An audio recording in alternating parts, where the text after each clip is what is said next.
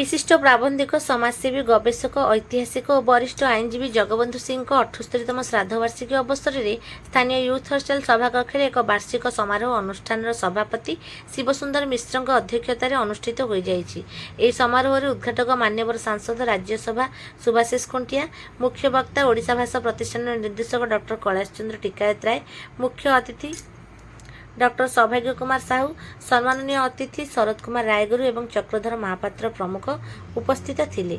अतिथि माने जगबंधु सिंह अवदान और देशप्रेम विषय आलोकपात करथिले। संपादकीय विवरणी पाठ करथिले संपादक अनाम चंद्र साहू। धन्यवाद अर्पण करथिले शिक्षयित्री आशालता प्रधान।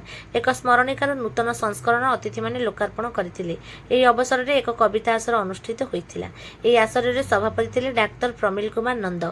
कविता संयोजना करथिले डॉक्टर सुदीप्ता मिश्र एवं आईनजीवी कनकलता दास, अनंत प्रधान, प्रभाकर प्रधान, विपिन बिहारी दलाई, भागीरथी महांती, जोगेश्वर नायक, सत्यभामा नायक, रोजालिन पंडा, पंडित सदाशिव मिश्र, चारुलता मिश्र, रश्मि बेहेरा, मीरा महांती, अर्जुन परमगुरु, तृप्ति पंडा, काशीनाथ खुंटिया, डॉक्टर नृसिंहचरण साहू प्रमुख स्वरचित कविता पाठ करथिले।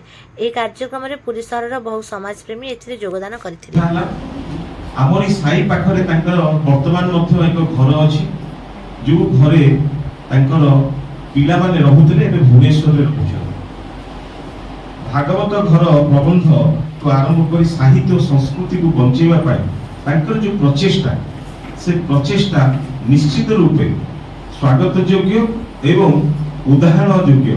कारण आमे समस्त आज बसिछे तांकर अनेक जो कविता लिखिछंती, गल्प लिखिछंती, बही करछंती सेगुडा को उन्मोचन करूछे, नुआ नुआ बही पुस्तक बाहरुछे।